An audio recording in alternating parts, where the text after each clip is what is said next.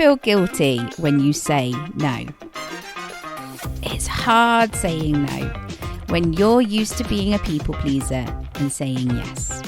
After years of being a people pleaser myself, this is something I am working on. It's Sarah, and today we're revisiting a previous SEO Mindset episode from the archives titled Why People Pleasing is Holding Us Back. Before I play it for you, I want to talk about what you can do when you get that guilty feeling and are on the cusp of taking back a boundary that you have placed. So, first step, ask yourself, where is this guilt coming from? If it's coming from you, remind yourself that it's okay to say no. It's healthy to respect your time, energy, and boundaries. You've been doing this for years for other people, so it's about time that you're doing this for yourself. If it's coming from the person you have said no to, you can't control that. Again, remind yourself that you're doing nothing wrong. They may feel disappointed and are projecting that feeling onto you, but that's nothing for you to feel guilty about. They're probably used to you saying yes all the time, and this is something that they need to get used to, but you can't control this.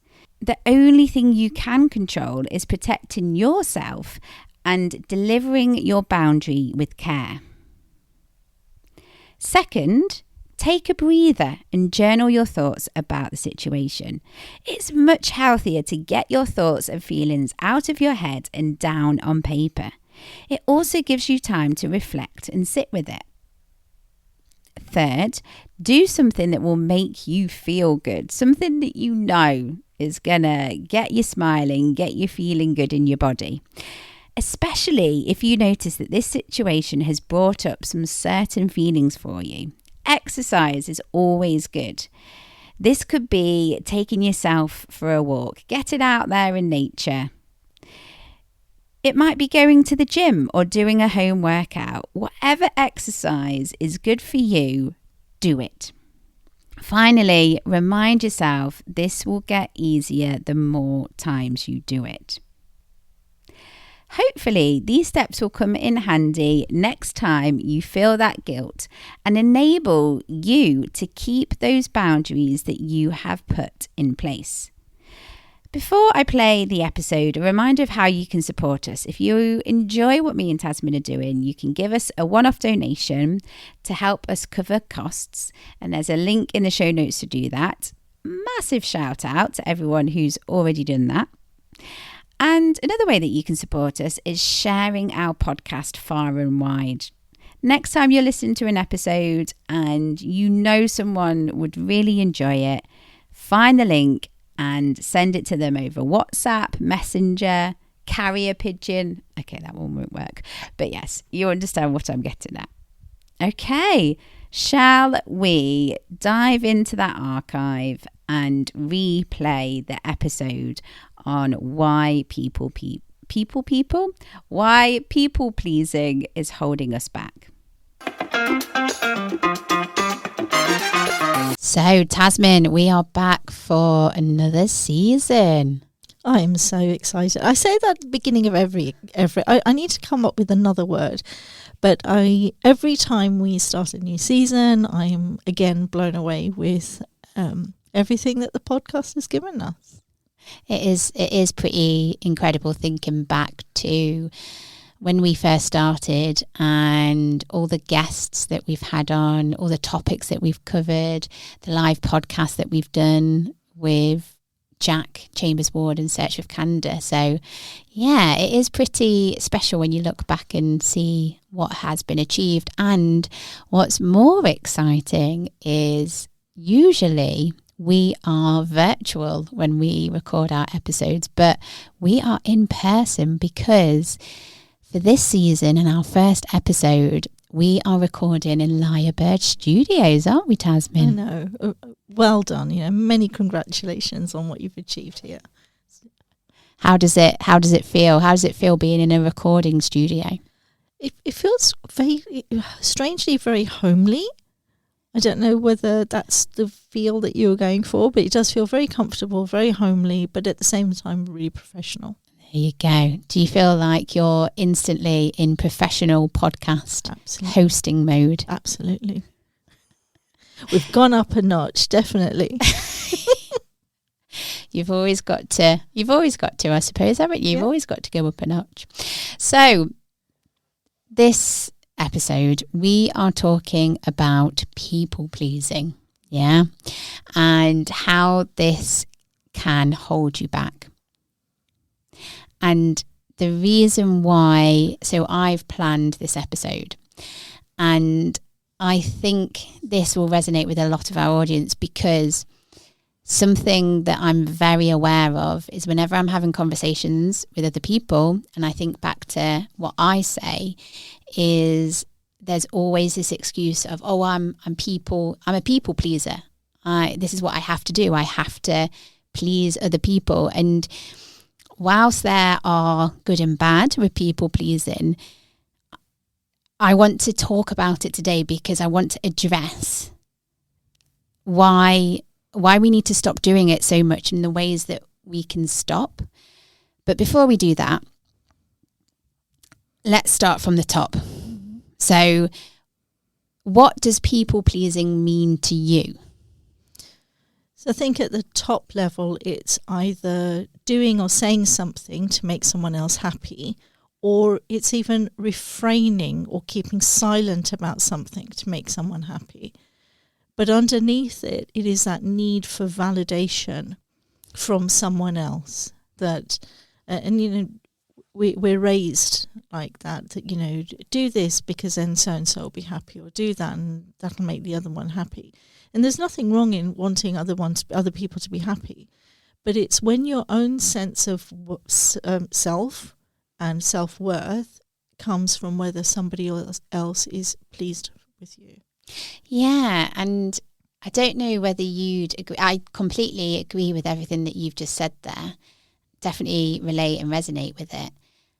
But I do feel that the term is banged around a lot as well. And it kind of, because it's known as a thing and people are like, this is what I do, I'm a people pleaser, it kind of gives an excuse for the behaviour to carry on. I think banding yourself with anything like that. So another example is when you say, when people say, I'm stressed. You are feeling stressful feelings, but don't link that identity with yourself. And even say, oh, I'm a people pleaser, that's what I do. Well, okay, if you like doing it, then that's just who you are. But if you don't like doing it, then there is a choice. And people forget how much choice that they actually have in life. Yeah, because we make our own decisions at the end of the day, and it is hard, isn't it? And I think when it comes to people pleasing, there's obviously good and bad. So the good of people pleasing is you're thinking about others. It helps you build connections and relationships with others. If you just think of the positives, what sort of positives come to mind for you with people pleasing? It's that sense of community, because if we think we're going to be able to do everything on our own, well, that's not going to happen. So being there for your friends in their time of need, for them to be there for you in your time of need, whether they're not well or just had a baby or going through a difficult time, to be there for them is a good thing. It's a good quality in someone. It's when you do it at the detriment of yourself, of your physical health, emotional health, your life, your progression, and then use it as an excuse for not progressing. That's not so healthy.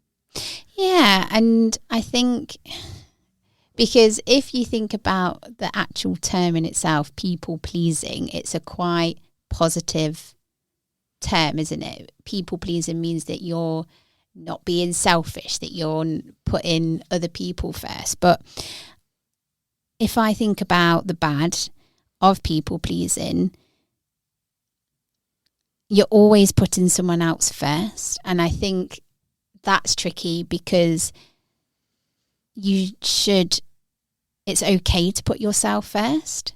And I think it's hard because in society, and something that I've sort of grown up or believed is I've got to do well by others. Putting people first and not putting me first is a good thing because I want to be helpful. And also it helps you be liked, I suppose, and things like that. But I think the danger is that not putting yourself first, that's where things like lead to burnout, or people start taking advantage, or you end up doing things that deep down you don't really want to do, and it can also take you off track as well. Don't get me wrong. So I'm not a massive planner. Like I've never, because it's interesting, isn't it? You have some people who plan out their whole life of this is what I want to do and this is when I want it to happen. This is the plan. I've never been like that. I'm kind of, I'm a yes person in a sense of like I say yes to opportunities, I say yes to things that come my way, and I've never really had a plan. I've known things that I've enjoyed doing, and I know things that I lean more into, but I've never really had a plan. Now, I suppose there's good and bad in both, but I think it's good to have a rough plan. And if you are people pleasing and you're saying yes to other people all the time, you're going to end up coming off your own track or your own purpose, aren't you? Yeah.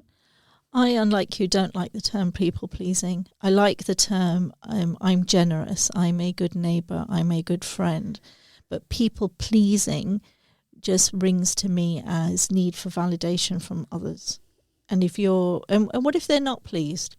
What if somebody said, look after my home and look after the kids and feed me and prepare all my meals, and you do all of that and they're still not happy? Where does that leave you? Yeah. And I'm just thinking about it in the SEO sort of realm and the SEO industry, like, and I think this is the same across any job that you have, any industry and stuff, but you want to be liked and feel like you're doing a good job so that you get recognition from your employees, your boss, and all of that lovely stuff. But if you're always striving for that, if you're always trying to people please your boss or stakeholders or people above you or your clients, especially with something like SEO, things don't always go to plan. Like so many times you're ticking along really lovely, you've got a good strategy, traffic, rankings, all this good stuff is happening, you're generating business, leads and money through SEO, but then something happens with Google, something happens with the algorithm, there's a massive change, and then all of a sudden you've lost all that and you have to work out what's going on. And in that moment, even though it's not your fault, because it is out of your control sometimes, and it is Google, and obviously it's not you personally that's made that happen or not happen, but I think in those instances, people aren't always going to be pleased. They're not always going to be happy. So if you're always trying to strive for that, as soon as there's a little bit of unrest or something doesn't go quite to plan, that's going to knock you, isn't it? And it's going to have a big impact. And I don't know whether resilience is the right word, but it doesn't allow you to, like, things go wrong. Things don't go to plan. People aren't always going to be happy with you. But that should be okay. I think you're not going to be liked all the time, but as long as you're respected, and part of that respect is self-respect, and part of that self-respect is being true to your own self and your own values and your own responsibilities. So using your SEO example, if you think about when I was working in-house, there was the SEO team, but then we were connected to so many other teams. We were working closely with QA. We were working closely with the content team. Now, if the people in that team said, "Oh, Tasman, can you just do this for me? Can you just do that for me?" Yes, I could have done it. And it's not that I never did anything. But if it came at the cost of me being able to do my own job, then it would have to be no, because I have my own responsibilities to fulfill. Now, they may not have liked it, but reasonable people would have seen that as a reasonable thing to do, that she's got to do her own job. Now, even if I had done them at the cost of my own job, my own manager wouldn't have been pleased with me.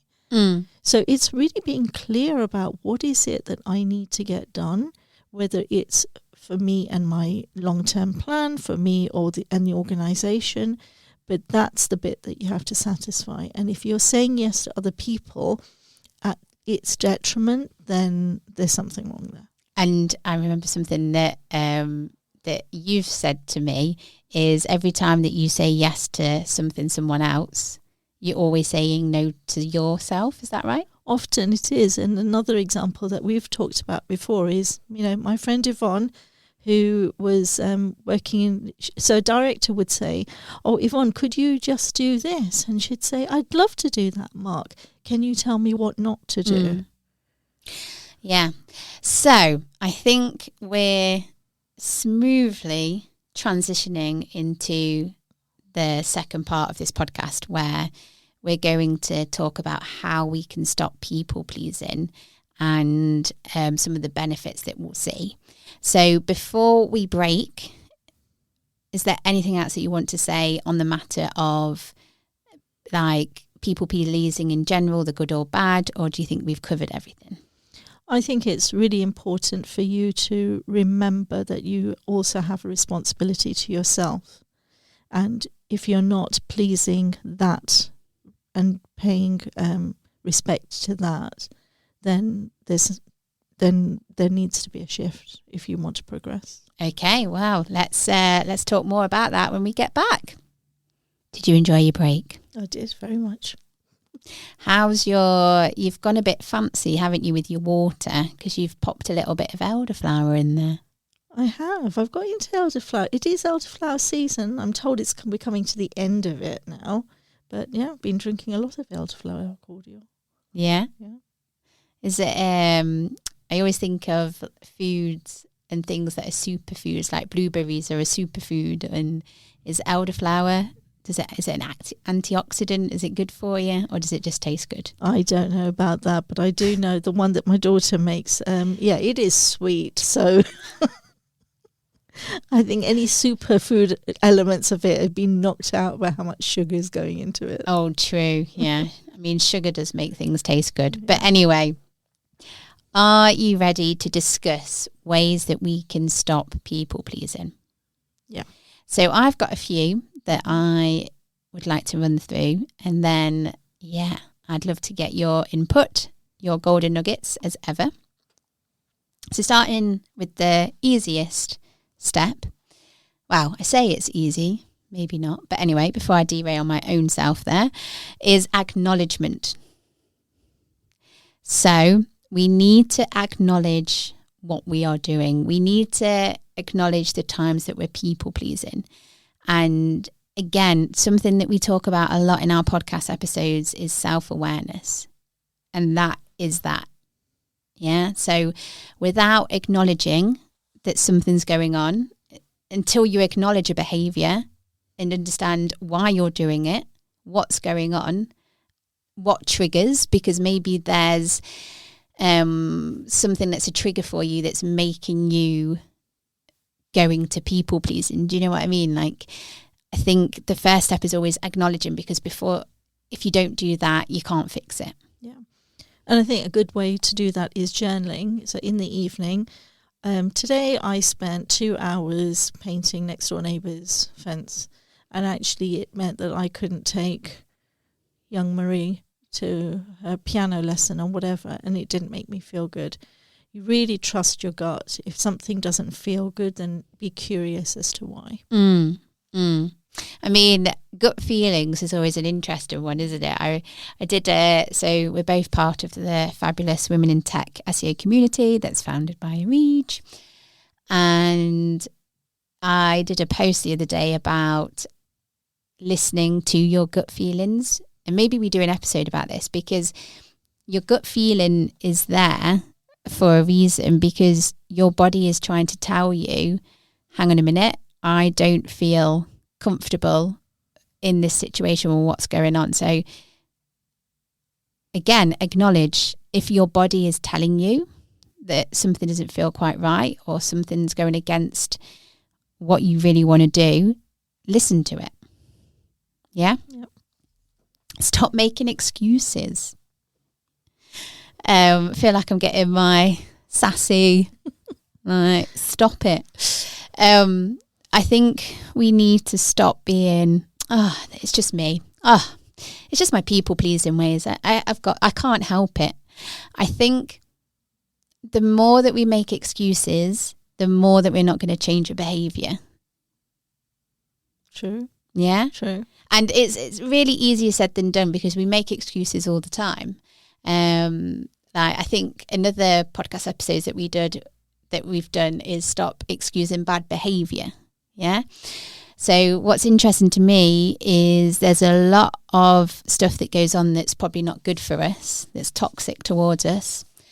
And it carries on because there's an excuse. Yeah. There's power in saying no. Yeah. It's okay to say no.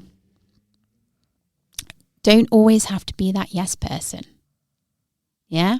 And obviously it's going to be a bit tricky because if the people around you, so whether you're doing this with friends or family or partner, or whether you're doing this in your work setting, work colleagues, employees, whoever it is, your boss, if you've always said yes, when you start saying no, obviously there might be a bit of, because it's change, isn't it? Because you're changing something and there might be a little resistance, there might be a little pushback. But the more that you say no and the more that you don't say yes all the time, the easier it's going to become. And people are going to learn to respect what you're saying. And in actual fact, it might help them respect you more because they'll be like, do you know what? Sarah, she's focused. She's been hired to do a job. And she does it because she doesn't get sidetracked with all the other tasks that come up for her. She knows what she's hired to do. She knows what she wants to do. And she makes sure that's what she focuses on. So you can see how it actually gives you more respect in the workplace. Yeah, absolutely. And it starts with self-respect. And you know, when you were saying acknowledge when you keep saying yes to people, I think also acknowledge when you're saying no. I remember there's a very lovely close relative to me and I asked them if they'd like to come for lunch. And they said, I can't go for lunch because I'm doing this and this and this for so-and-so. And then she said, oh, you know me, I can't say no. And I said, you can, you just did to me. So you can say no. There are certain people that you can't say no to. So again, that's sort of like going back to excusing it, isn't it? Yeah. And then my last one is boundaries, knowing your boundaries. Now, I think this is a term that gets bounded around a lot. There you go. Boundaries that get bounded around a lot. But having a think about what your boundaries are, what you're happy with, what you want to do, what you don't want to do, and like sticking to them. Again, it's hard to stick to boundaries because what's quite interesting is as soon as you put boundaries in place, people try and push them down. Not in like a evil or mean way, but just because it's the done thing, isn't it? Like if someone sets a boundary, there's the, oh, are you sure? Like, or, oh, I could really do with your help. Like, so boundaries are important, and we've got an episode about that.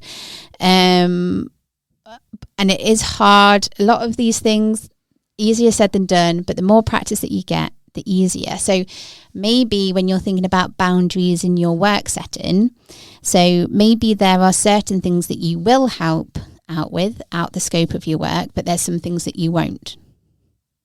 Like, for example, maybe you're perfectly fine to sort out Secret Santa at Christmas. Yeah, you're fine to do that. However, what you're not okay to do is organise the Christmas get-together. So both those two tasks, both of those two jobs are outside of your SEO realm and job, but you're doing something that's still got that morale, so you're saying, I will do this, however, I won't do that. Yeah? So those are some of the things that I was thinking about of like what I'm going to work on to help with the people pleasing. What comes to mind for you? So one of the things that can work is you're not saying no, you're saying no, not today. If somebody asks you for some help and you've got a busy day, rather than saying yes and really pushing the limit of what you can get done, maybe even over the edge, you can ask them things like, well, when would you need that help by? And try and navigate it if you really want to be able to help them, but you can't do it today. So that's one of the things. Another thing is get them to do something first. So if somebody's saying, Sarah, can you help me with the SEO on this page of content that I've written? Instead of just stopping everything that you're doing and diving in, you could say to them, yes, I'd love to help you. Could you go through the page and list out where the questions are? Which bits are you happy with and where are the questions? Because if they are genuinely wanting your help, they will put in that effort. And if they don't put in that effort, then that's also something for you to be aware of, that if they're not bothered, why are you bothering? Or if they are bothered, then they've made some headway into that task. Another thing, when you were talking about goals and it can take you off the track, I heard something and it really hit me. So they said, visualize the person you want to be in as much detail as you can. What are you earning? Where are you working? What are you working on? And that, visualize it to the point where that becomes a person to you. And when you're saying yes to somebody else and realizing that actually you're saying no to your future self, that's hard hitting. What are you picturing, future Tasmin? Well, I will tell you that off air. Sounds a bit juicy. Oh, no, it is. But the other thing it helps you with is procrastination. So when you're sitting down and you know that you need to work on that talk or write that blog piece or whatever it is, and it's hard because it's something new, it's something intricate, it's taking up a lot of your mind, visualize that person again and realize that that person is going to thank you for finishing that task. So those are a few that come to mind. I think there's a lot that our listeners can start and implement straight away. And I suppose one thing to be mindful of, and I've already spoken about this, but just trust in the process. So when you're doing things for the first time, when there's a slight change in your behavior or you're doing things that are a little bit different, remember that depending who it is and how long they've known you and the relationship that you have, it could take a bit of time for them to get used to this new, not new you, because it's still you, but it will take time for people to, like, for example, start respecting the boundaries or being okay with you saying no to them. Yeah. Yeah. I think actually it comes a step closer to you. You have to respect that boundary. So if I came to your house and you offered me a slice of cake and I said to you, no, I'm refraining from cake this month. And you said to me, because you're being a gracious hostess and you're saying, are you sure, just a bit, a small slice? And I said, oh, go on then. Actually, what am I teaching you? So I have to respect the boundary first before you can respect it. But if I say to you, absolutely not, Sarah, I will have a cup of green tea instead, or whatever it is. Next time I come to your house and you say, do you fancy some cake? And I said, no, I don't want any cake, I'm refraining. You've already learnt that when Tasmin says no, she means no. She means no, folks. Yeah. No I was going to joke, no means no, but no does mean no, and people need to be respectful. Okay, so looking at the time, and we've got time just to squeeze in some benefits. So we've talked about what people pleasing is. We've talked about the good and the bad. We talked about what you can implement and start doing to stop being a people pleaser. And just the icing on the cake to really try and persuade you, just going to talk through some benefits. And ones that come off the top of my head is avoiding burnout. Yeah, absolutely. Yeah, that's really important. Like, burnout is such a tricky thing to avoid.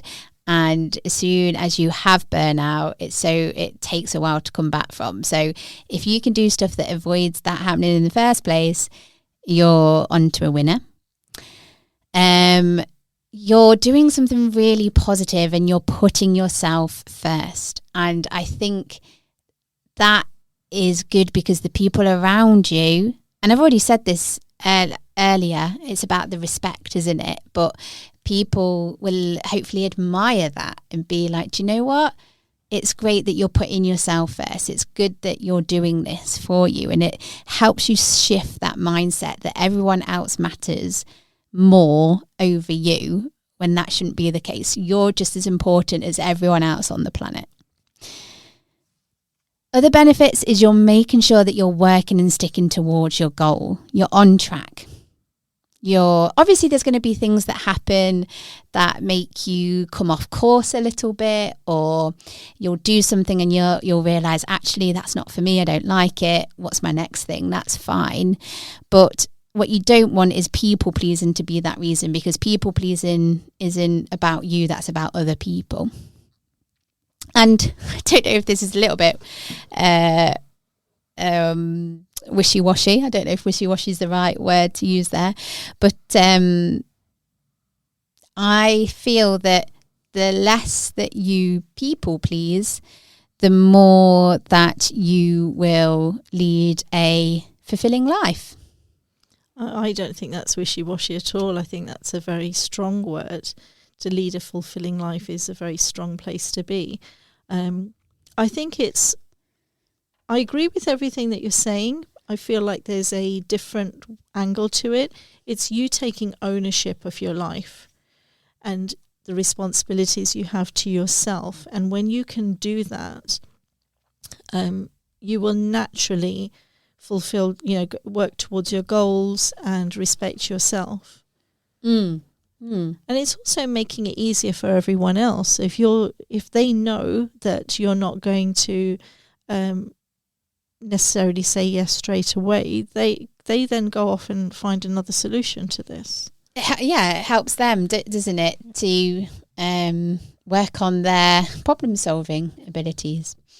Okay, so Tasmin, are you sold? Are you sold not being a people pleaser? Again, it's not a word that I even resonate with, but yes. And what is your main takeaway? For me, it is own your own life, respect yourself, understand that you are here for a reason, to fulfill a reason, and get on with the business of doing that. Nice. Yeah. And my main takeaway is just respect yourself more, be kinder to yourself, put yourself first for a change. It's not selfish. It's not all these things that we are made to believe. It's good for us deep down. Right, Tasmin. First episode of season 10 in the bag in Lyrebird Studios. Historic moment. Very much so. Very historic. Very historic indeed. We are going to have to wrap up because we are at time. Before we do that, is there anything else that you want to say on the matter? No, I think we've covered a lot. And you know what? I will be writing about this in more detail in our newsletter. There you go. So, if you enjoy the podcast, if you enjoy tuning into our episodes, enjoy hanging out with me, Tasmin, and our guests, and you want to support us, there are many different ways that you can do that. You can give us a one-off donation. So we are set up on Buy Me a Coffee. Link is in the show notes, and we'd be very appreciative of that. Shout out, love and appreciation to everyone who's already done that, because that's fabulous. All that support is lovely. And a reminder to subscribe and review on your preferred podcast playing platform. So there is a link in the show notes to do that. Give us a follow, because then you can be notified whenever there's a new episode. And I'm going to talk algorithms because you're SEO people and you understand it. But when you do follow and you fancy giving us a review on Apple, Spotify, Amazon, obviously that helps the algorithm and it helps our episodes and podcasts be shown to more people. So that would be wonderful. Right, shall we wrap up and say take care of yourself, and until next time? Until next time, everyone. Thank you.